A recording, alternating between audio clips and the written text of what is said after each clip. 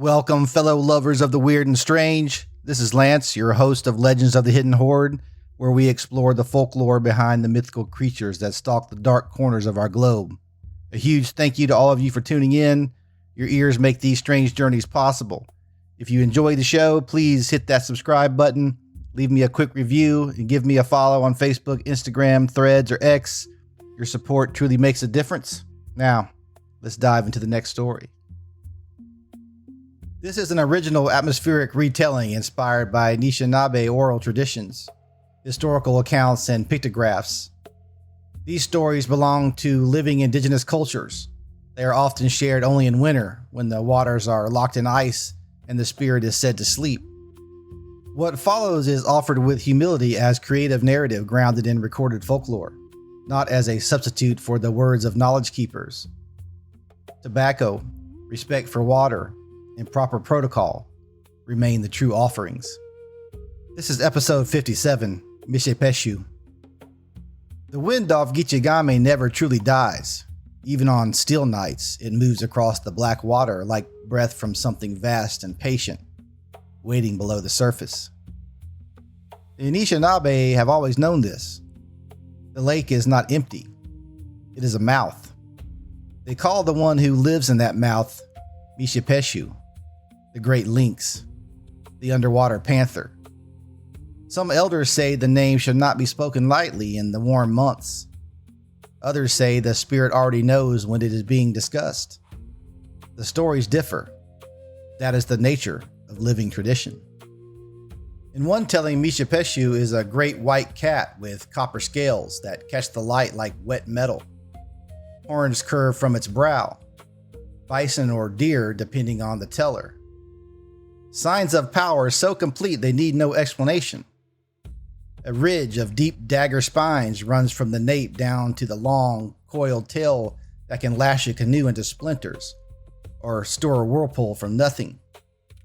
Its paws are webbed for the deep places. Its eyes, when they surface, are the color of storm-lit ice. Some say it is beautiful. Some say that beauty is the first warning. In other tellings, the form shifts. The Great Lynx and the Great Serpent Gichigami have grown close in the stories, their names sometimes spoken as one. A man who once saw it from a winter ice hole described a creature that began as a handsome stranger with green eyes and copper-toned skin, a mouth tender as a child's. Then the horns rose, the feet fused, scales rang like brass. The stranger became the thing that holds you under. There are edge cases. A few accounts speak of Mishipeshu appearing as a familiar man, or a fat brown worm, or a thing of dry foam and beach moss.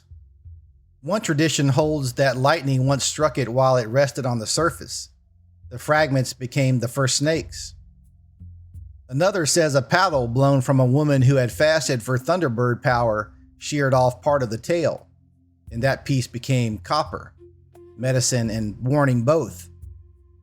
Some say the spirit has sheltered those who fell through the ice and fed them.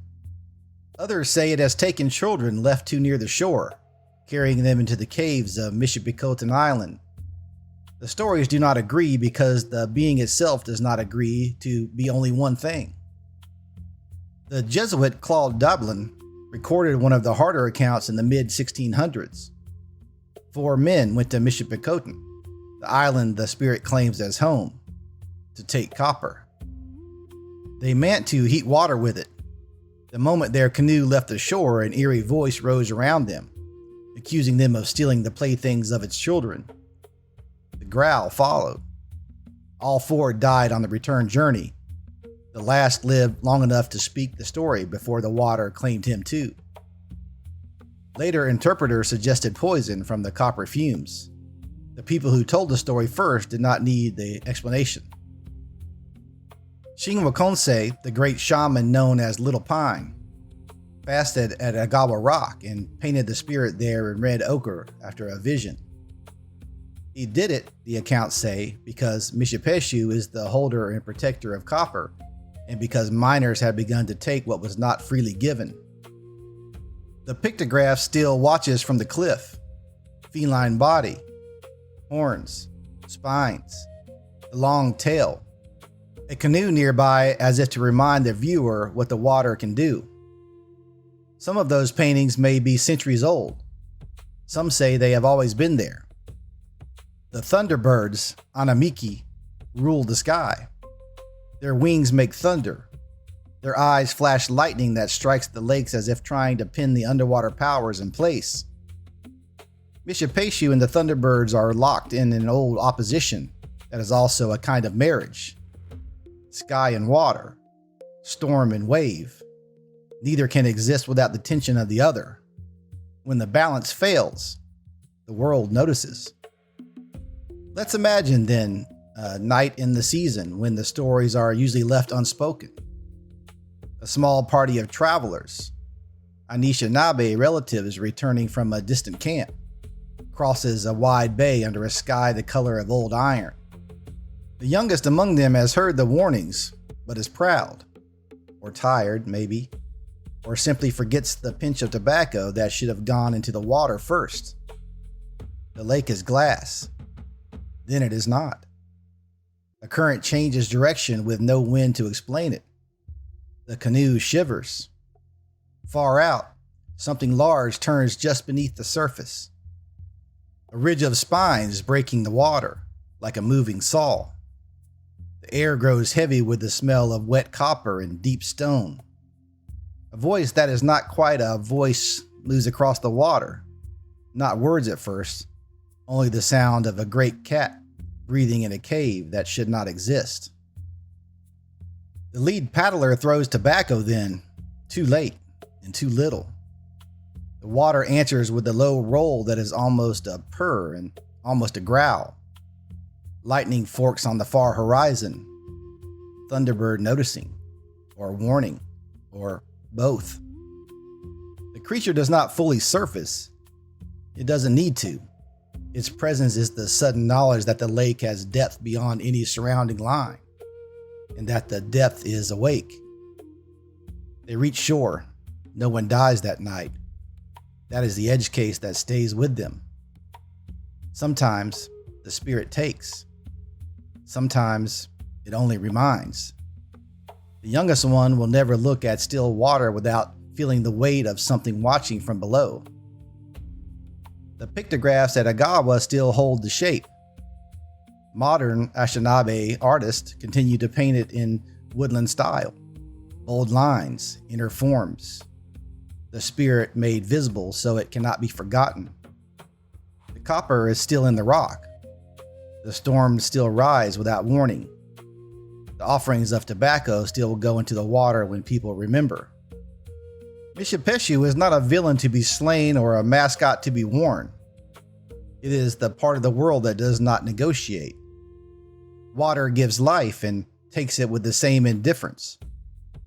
Power that is not seen is still power. The lesson is older than any single story. Humility before what we cannot control.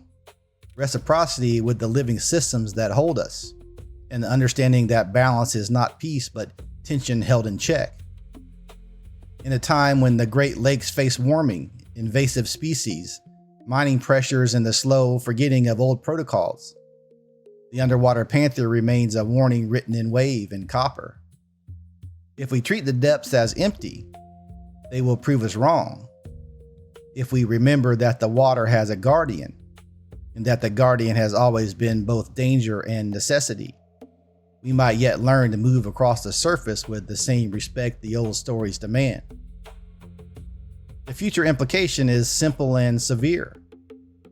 The entities we once called spirits were never only metaphor. They were the language that people use to describe forces that still operate.